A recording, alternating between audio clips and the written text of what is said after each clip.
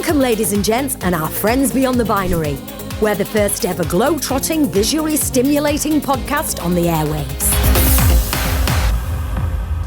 Hello, world. We're a globe-trotting vodcast, and we travel city by city looking for the best storytellers to host our new show, Pride This Way, produced by Pillars of Change Media. We have the best seat in the house for Pride festivals around the world, touring New York City, Madrid, and everywhere in between. We're amplifying the real stories that breathe life into Pride. Every stream, every subscriber directly funds our community around the globe. We're not just covering the parties, everybody. We're paying it forward. There's only one way to see the world. Pride This Way. Is this thing on? Are we live yet? Welcome back to Provincetown Pride Part 2, where the heels are high, the wigs are higher, and the town is serving more queer excellent per square foot than should legally be possible. From Delta Miles bringing the fire at the post office cabaret, to Senator Julian holding it down with the pride of politics, we're bringing plenty of personality and just enough drama to keep everyone well fed. Let's kiki, y'all. We love it. Tonight, we have Diva in Sabrina, the Middle-Aged Witch. Magic, mayhem, and menopause all in an hour-long musical. 7 p.m. is Showtime! Showtime! Yay! So how is it like working together? God, it's Horrible. incredible. Well, she said It's it. incredible. It's incredible.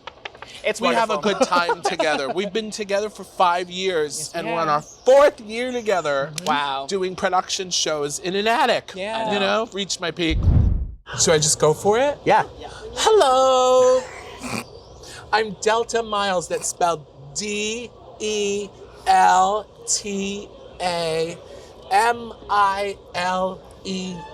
and I'm the producer and director of Diva, the live singing drag spectacular. I should start by saying that Diva is actually an acronym we created to reclaim the word diva, what used to once mean women who are temperamental or difficult to work with. We wanted to reclaim, which means women who are daring, independent, vivacious, and ambitious. I mean, it doesn't get more pride than that. So we really wanted to use that as a lens to form our shows. This side angle is going to be great. Can we avoid that and just use this? No. No, sweetie. Look at that. That's better. You like that? No, I like it straight like that. Yeah, this is all part of it. This is Delta Miles. Hi. And we're sitting here at the post office cafe. Here With a side angle. You are one of the select performers in a venue in Provincetown, which seems to be, you know, the golden echelon, if you will, of really drag. is, yeah. How does that make you feel? Like, girl, you made it, right? Yeah, I'm a very lucky human being to do what I do for a living year-round. I'm my own boss. I set my own schedule. Yes. I do all my own negotiations for me and the girls. And it's a wonderful life to get to create and let all people experience queer art, no matter who they are or where they come from. Everyone comes together to enjoy it. It's not as easy for other drag performers where they live, right? Right. There's people coming in Florida, coming for drag in particular. Right. So if you were to give those drag queens some advice, what would that be? Drag is a political statement, and no matter what anyone tells you, you should be doing it. Like they say all drag is valid, I think it has to be valid because it is. I like to say that as drag queens, we're ambassadors of our community, and we're kind of like a middle finger to any and all people who try to tell us there's something wrong with us as a community. We're a representation of like, I'm here to exist, I'm here to stand out. Right. You know? Fair. So I think just getting into drag is an act on its own.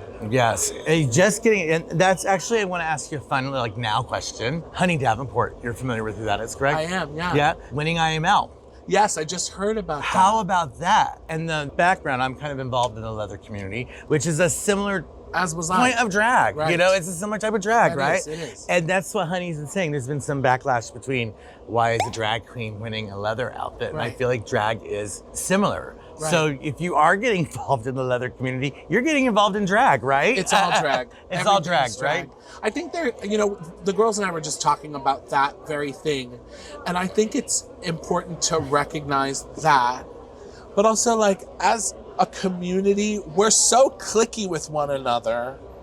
We're so exclusive. Like, listen, I love Provincetown. It's an incredible place, and it is queer inclusive, but it's not always, like, as a community, we know who we are, and we know how exclusive we can be to one another. Absolutely. And the leather community is another great example. But knowing the history of leather, and knowing that we lost an entire generation and an entire culture to the AIDS crisis, I think that there is a certain pageantry now to leather without the recognition of what was lost and who we lost and why the leather community existed to begin with. So I think as long as that respect is there and that understanding is there, then anyone should be able to participate. But also it's structure and discipline, which is in everything that you do. So I think that the leather community is so important to our community as a whole. For sure. And I think we need to always keep that in mind, that it's a very important thing. The specific members of the community, everyone is important. It's a matter of knowing what your importance is and That's celebrating exactly that. right. Well, I appreciate your time today. Thank you for this lovely interview. Thank you out there in the world. Come visit us in Provincetown. Well, thanks for being on our Pride This Way podcast. Hell yeah. Thank you, Pride This Way. Thank you for the side angle. When violence is on the rise across the U.S., policymakers have to step it up. In a blue state like Massachusetts, it's slightly easier to fight for LGBTQ+ rights. State Senator Julian has backed and co-sponsored hate crime and civil rights legislation aimed at protecting rainbow residents statewide. We were fortunate to catch the senator at the Red Room in Ptown during Pride. Welcome, Julian. So good to be here. Welcome to Provincetown, Jason. I know you're a big fan. I'm a big fan. Before we really get started, because a lot of people, younger people are watching this, I would like for you to tell people what a state senator does and why your position is important and why they should pay attention to vote to get the right people into office. So state Senate, state legislatures, right? At the federal level, we have a Congress, right? Of a House of Representatives and a U.S. Senate. And then each of the 50 states have their own mini Congresses, right? Most states have two houses, an upper chamber and a lower chamber. The state of Nebraska is a unicameral legislature, but which means one. One. So basically, we have a state Congress or a mini Congress, right, at the state level. So it's my job to represent about 180,000 people across most all of Cape Cod, Martha's Vineyard, and Nantucket. My district goes from like here to Provincetown, Nantucket, Martha's Vineyard. Two balls underneath. There are 40 state senators. There are 160 state representatives. And so really it's my job to represent Cape Codders and Islanders and to work with my 39 other colleagues on addressing, challenges big and small that people in Massachusetts face. So many of the decisions that are made in government that really affect people's lives. So much of this happens at the state level. So much of this happens at the local level. We currently have a pretty fascist federal government who's pretty, really taking on and really kind of demonizing LGBTQ people, especially our trans siblings. There's so much that states can do and state legislators can do. And in Massachusetts, we've really been in the tip of the spear, the vanguard of that. Yes. And I can speak to that from experience too, because as a homosexual in New York City, as marriage equality became legal, you could have knocked me over with a feather that Massachusetts was at the forefront of that, as well as the legalization of marijuana. So Massachusetts is a really first fantastic, east of the Mississippi. Yeah, I know. Yeah, for cannabis. Fantastic, like first in marriage, first non-discrimination in the 90s. But we really, try not to rest on our laurels, right? And because, I think people think, oh, you're in Provincetown, oh, Massachusetts, arguably one of the most progressive states in the country. It really is. We've got big challenges and issues. Do you know Massachusetts has the 4th highest number of book ban attempts in the country? Efforts by the Trump administration to thwart gender-affirming care, that's happening here. We still see, if you see unaccompanied homeless youth, about 40% of them in our state are LGBTQ.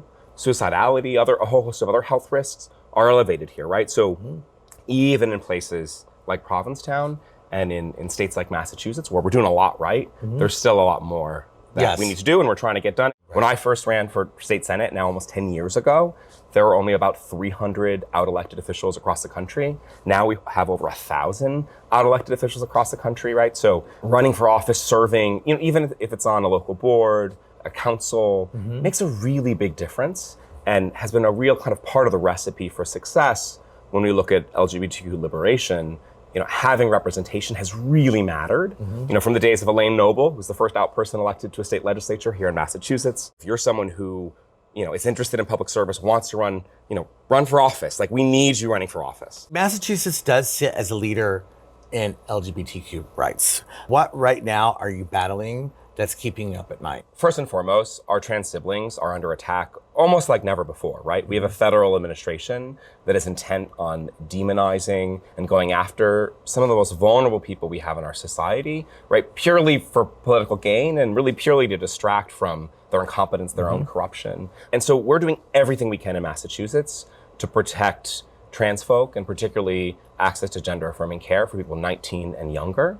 The Trump administration has put out like a whole host of sort of a parade of maladies, of horrible things trying to interfere with decisions that, people should be making with their doctors. So first and foremost, we're suing them, right? We have a great attorney general, and we're fighting them in court and we're winning. But we're also looking at how do we make sure that gender affirming care continues in Massachusetts, no matter what the fuck happens in Washington. So I teamed up with colleagues in the House. How do we ensure access to gender affirming care, no matter what? What the federal government is trying to do is to put, basically to look at the conditions of participation by which states participate in their Medicaid and Medicare programs, and to effectively say, hey, if you are paying for this care out of Medicaid dollars, then we're gonna cut off your access to Medicaid, right? Which is tens of billions of dollars. So we established an affirming healthcare trust. This is a standalone entity in our state government, right? That is administered by our Department of Public Health that can continue to provide care. It can reimburse for care. It can provide a whole host of things that you need for care. Right. Actually, just this week we sent to the governor a bill that puts $4.5 million into this trust. That's just over about what we think the state may be spending in our Medicaid dollars for this population. The Affirming Healthcare Trust is the first kind of part of this. And we now feel that Massachusetts is the first state in the nation to have this mechanism so that no matter what happens around gender affirming care, those decisions can continue to be made by patients, by their families, and by their doctors, and that we can cover that care, whatever they do in Washington. So that's the first. The second is making sure that we're protecting the providers of this care. Last year, Massachusetts was one of the first states in the country to pass a shield law to protect providers of abortion care. And we were the first state that said, hey, look, they're coming after providers of abortion care and they're also coming after providers of gender affirming care. Let's have these protections apply equally to abortion care and to gender affirming care. And so that was a law we passed just after the Dobbs decision in 2022. Well, we came back and we updated that law to make sure that it was really durable in this current federal environment. So that's another piece that's already been in place. It's been on the books for a while. And it's clearly been effective in continuing to provide access to both abortion and to gender affirming care.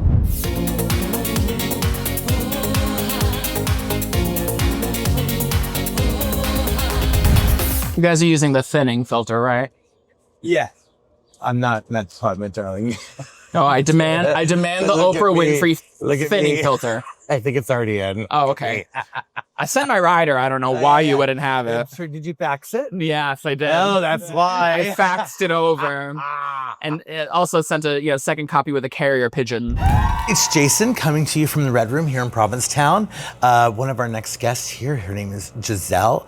Welcome, Giselle. Hello, how are you? Very well, I'm very excited. I'm very excited because you are a rock drag queen here in Provincetown, where it's just like, drag and soul and like all that type of like stuff. It was really like pop and dance as well. That really reigns supreme here. So you stand out really easily. I love that you perform the more rock and roll songs. What made you do that?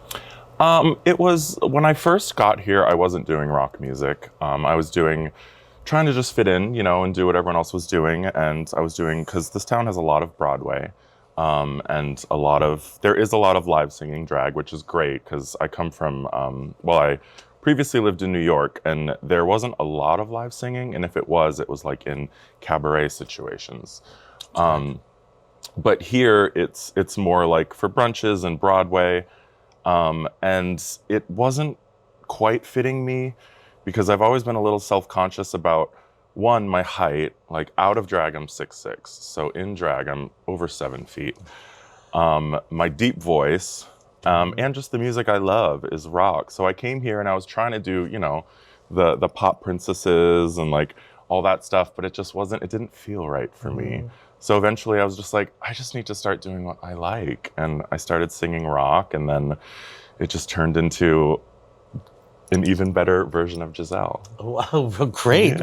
Yeah. Well, with your drag persona, I've mentioned in your past that you can't always tell where Joshua, which is your given name, begins and Giselle begins and where Joshua ends. I have to separate them in my brain sometimes, but my two personalities are very similar, but very different in probably the way you'd expect. Like when I put on the drag and I put on all the stuff, I obviously just feel a little more like, oh, and I feel like I can flirt with people more and I can just like be over the top because drag is like a mask and you can kind of do whatever you want as a drag queen.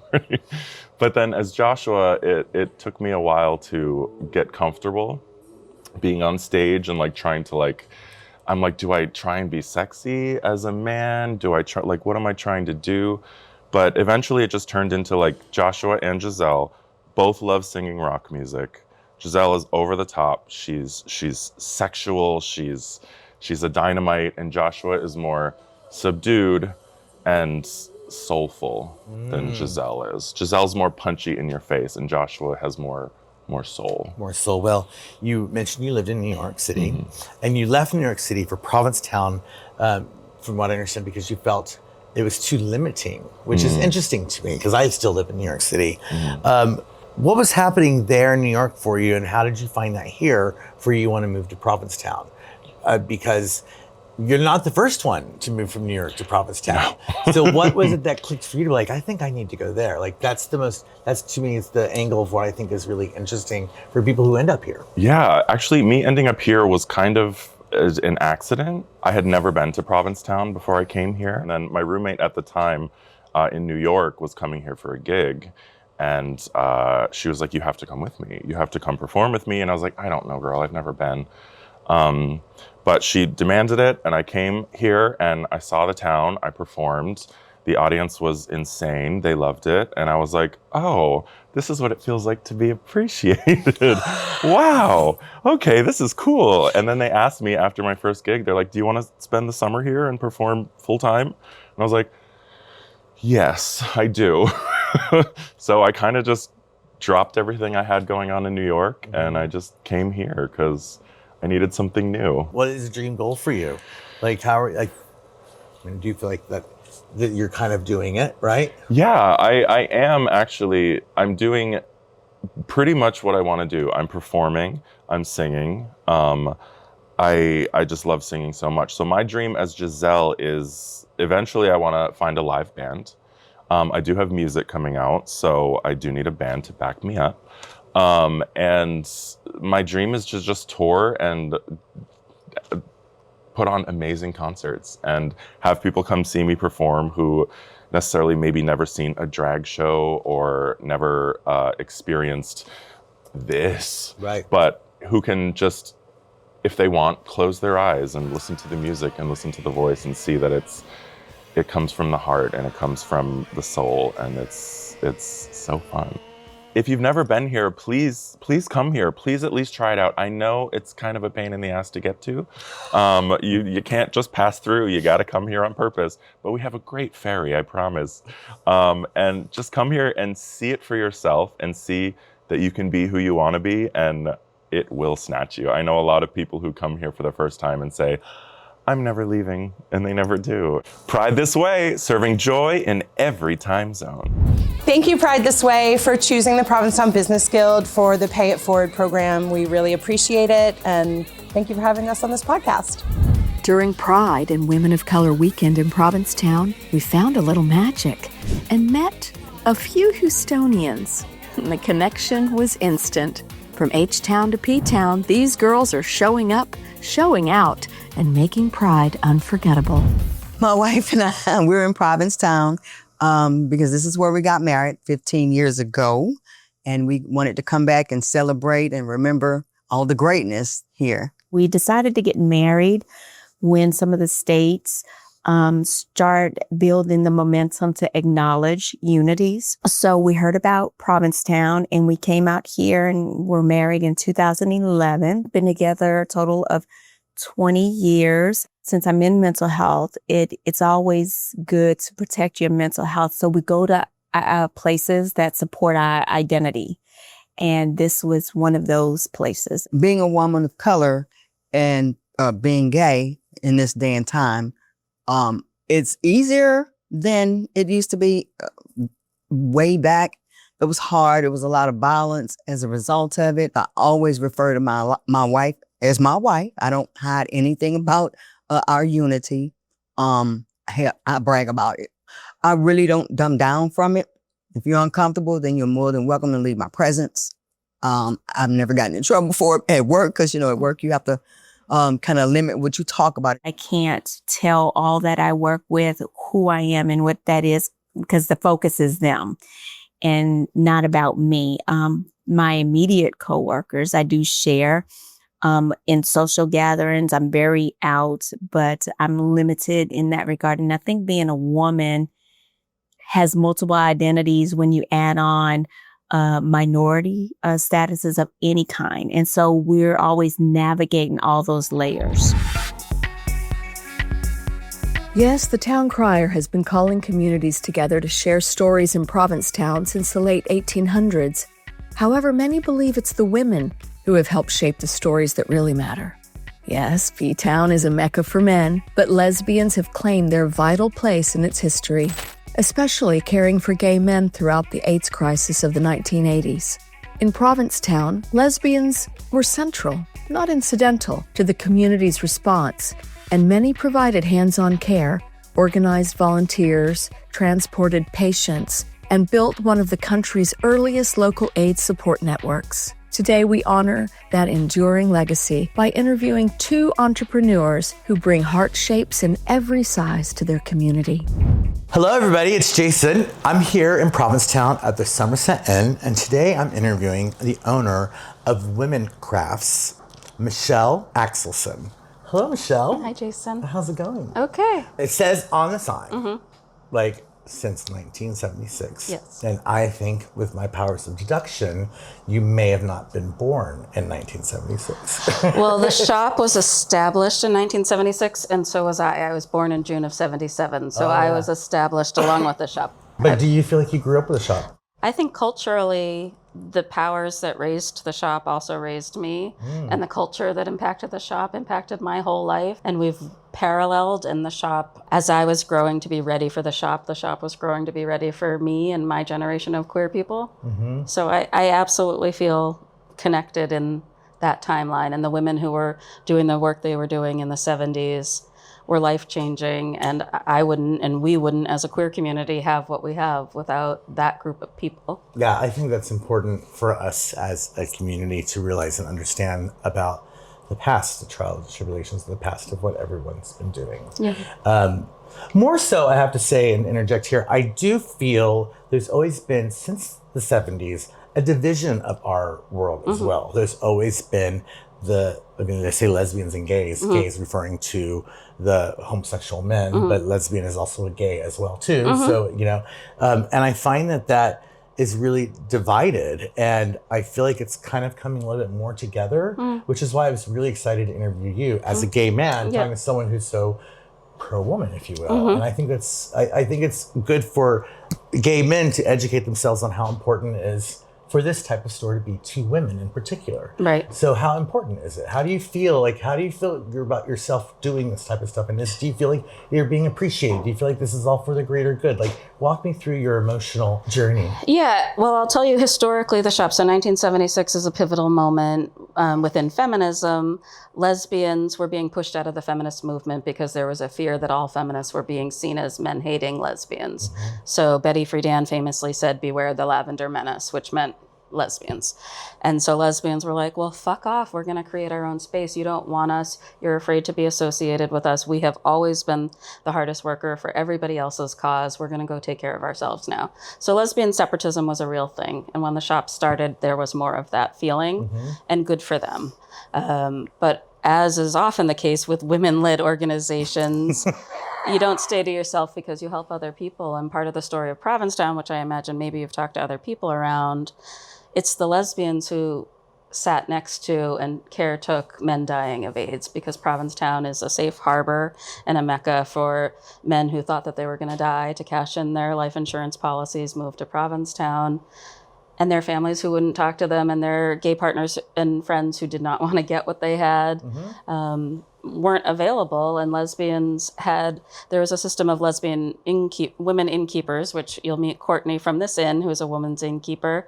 They had a secret system of going in and taking people's sheets and doing the laundry in the middle of the night because they weren't supposed to be seen going into certain places. So the history in Provincetown is really deep of how lesbians have always been there for gay men. I think it doesn't always feel reciprocal. So also hearing like, I'm pro-woman, absolutely I'm pro-woman. Everything we need to know right now is that women need to be listened to, heard, and believed and trusted. And I'd never want to say that to the exclusion of non-binary and trans people. I include that in that sapphic umbrella. But I would say that it is, and this lesbian, before I came and bought the shop, I was a substance abuse counselor for gay men addicted to crystal meth. So absolutely, I'm for the boys too. And I can fall in love with any sick guy walking down the street. So the awareness of what and how and who this community has been. I came to town in my 30s, so I obviously wasn't a crone, but I am a mommy figure to gay men who need a woman to like them. And I think our community needs that from each other. I think all of the political causes, like if we don't have each other's back, we're really in trouble.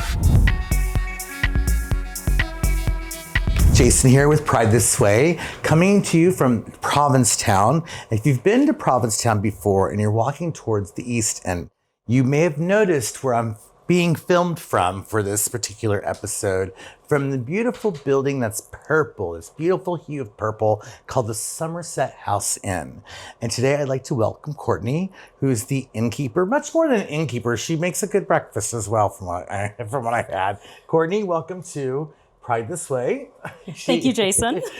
She's the owner and she owns all this, and she has it going on here in the purple building, which is so identifiable, and I love that. Thank you so much, and happy Pride to you. Happy Pride. Pride is one of my favorite events anywhere I go, and I know a lot of people may say that Provincetown is Pride every day, but we definitely need to be celebrating Pride here to really get the focus and to be loud and, on our LGBTQ community and just make sure we're celebrated and, talking about the challenges and it's just really important. So it's going to be a fun weekend. And I love that it is kind of the beginning of our season. So it's kind of like that kickoff point. So like our, getting really busy and just summer here is such a joyful place. And so to start with Pride just feels really special. Yes. And from talking to you and getting to know you for the past time that we've spent together, you definitely are someone akin to me. So not only do I know that you're the innkeeper of this place, but you're also a member of the Provincetown Business Guild. Correct. Yes. So you're very busy, and this is the kickoff. So I see you look at your life in Provincetown built around all these events that go on and works with you being here as an innkeeper. Yes. So you really do have a pulse of what's going on. Yeah, well, it also speaks to what I'm passionate about, which is, of course, running an inn, but it's all about making the best inclusive spaces for people who may need a safe haven or just, want to be somewhere comfortable where they can let their shoulders down and just be who they are.